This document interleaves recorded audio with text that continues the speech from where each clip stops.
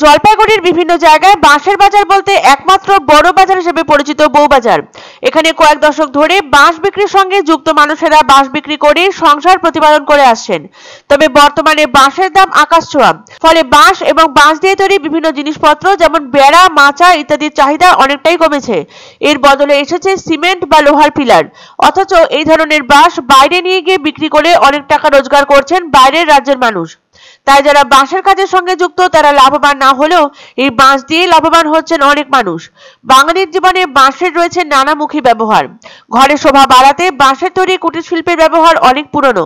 বাঁশের তৈরি বিভিন্ন সামগ্রী বিদেশেও রপ্তানি হয়ে থাকে। বিশেষ করে গ্রামাঞ্চলের মানুষ ঘরের স্থায়িত্ব মজবুত করতে বাঁশ ব্যবহার করে আসছেন বহুদিন ধরে। বিভিন্ন জাতের বাঁশ রয়েছে, কাজের ধরন অনুযায়ী বাঁশের ব্যবহার আলাদা আলাদা। ব্যবহারে আলাদা হলেও সব জাতের বাঁশের পাতা গোখাদ্য হিসাবে ব্যবহৃত হয়। তবে বাঁশের মূল্য বৃদ্ধি আর অপ্রতুল ব্যবহারের কারণে ঐতিহ্যবাহী বাঁশ শিল্প বর্তমানে সংকটের মুখে। আজ থেকে প্রায় 14-15 বছর আগেও বাঁশের তৈরি সামগ্রী, বাচ্চাদের দোলনা, পাখা, কুলা, চালনি সহ বিভিন্ন প্রকার আসবাবপত্র বিস্তর ছিল গ্রামাঞ্চলে। গ্রামের প্রতিটি বাড়িতে একটা সময় কম বেশি বাঁশ চাষ হতো, যা দিয়ে তৈরি হতো নিত্যদিনের গৃহস্থালির কাজে ব্যবহৃত সকল ধরনের জিনিসপত্র। জলপাইগুড়িতে বাঁশের দাম খুব বেশি না হলেও ভারতের অন্যান্য রাজ্যগুলিতে বেশ ভালোই দাম রয়েছে বাঁশের। জলপাইগুড়িতে প্রতিটি বাঁশ বিক্রি হচ্ছে 100 থেকে 180 টাকা দরে। সাইজ অনুযায়ী দামের তারতম্য হলেও যথেষ্ট পরিমাণে ক্রেতার দেখা নেই। বাঁশের অস্বাভাবিক মূল্য বৃদ্ধি, অন্যান্য সামগ্রীর দাম ক্রমাগত বেড়ে চলায় বিশেষ লাভ হয় না বাঁশ শিল্পীদের। 5 টাকা থেকে 10 টাকা লাভে বিভিন্ন সামগ্রী বিক্রি করে কোনো ক্রমে দিন যাপন করছেন শিল্পীরা। সরকারি সাহায্য মেলে না, সুবিধা নেই ব্যাংক ঋণেরও।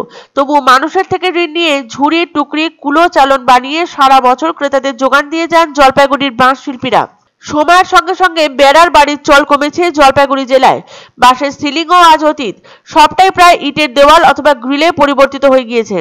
বাঁশের কদর না থাকায় খুচরো ব্যবসা একদমই কমে গিয়েছে বলে অভিমত ব্যবসায়ীদের। যতটুকু ব্যবসা টিকে আছে তা প্রায় সবটাই ঠিকাদারদের জন্য। এখনো বাড়ি তৈরির সময় পাইলিং অথবা ভাড়া বাড়তে বাঁশের ব্যবহার করা হয়। তবে ব্যবসায়ীদের অভিযোগ, 2-3 জন ছাড়া শহরের ক্রেতা খুব একটা পাওয়া যায় না। বাঁশের কামলার কাজ যারা করতেন তাদের অনেকেই বর্তমানে অন্য কাজ করতে বাধ্য হচ্ছেন। জলপাইগুড়িতে বাঁশের বড় বাজার বলতে বউবাজারকেই চেনে সকলে, কিন্তু জানা গেল দাম ঊর্ধ্বমুখী হওয়ায় চাহিদা ও যোগান কমছে বাঁশের। অথচ ভিন্ন রাজ্যে এই বাঁশেরই যথাযথ দাম পাচ্ছেন ব্যবসায়ীরা। চাহিদাও বিপুল। আর এই বাঁশের কাজের সঙ্গে যুক্ত হয়ে স্বচ্ছন্দে জীবিকা নির্বাহ করে চলেছেন ভিন রাজ্যের ব্যবসায়ীরা। আমরা এইভাবে এটা রাজমিস্ত্রি যা কাজ করে তাদের জন্য মাথা তৈরি করি, হ্যাঁ চলছে টুকটাক। বাইরে চাহিদা আছে, বাইরে বাইরে যায়, না হলে কি আমরা এখানে কাজ করতে হয়। আনন্দ সংবাদ, আনন্দ সংবাদ।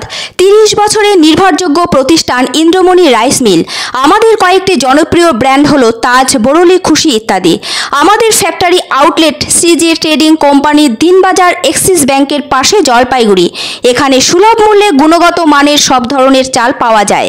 Phone number 9547029475। পছন্দসই সেরা খাবার খেতে হলে সোজা চলে আসুন রুচিসম্মত আধুনিক মানের রেস্টুরেন্ট রাজদরবারে। কেননা এখানেই আপনারা পাবেন ভোজনের রাজকীয় অনুভূতি। শুধু পুজোর সময়ই নয়, সারা বছরই রকমারি খাবার সরবরাহ করাই এই রেস্টুরেন্টের আভিজাত্য। আমাদের ঠিকানা রাজদরবার, রাহুতবাড়ি, বাবুপাড়া, জলপাইগুড়ি। ধামাকা ধামাকা ধামাকা!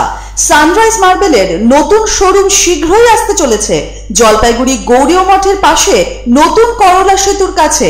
এখানে পাবেন আধুনিক টাইলসের রকমারি সম্ভার। এক অন্য অনুভূতির স্পর্শ পাওয়া যায় রয়কো ব্র্যান্ডের গেঞ্জি ও জাঙ্গিয়ায়। তাই ছোট বড় সবার পছন্দ রয়কো গেঞ্জি ও জাঙ্গিয়া। প্রস্তুতকারক জয়মনি হোশিয়ারি, কলকাতা।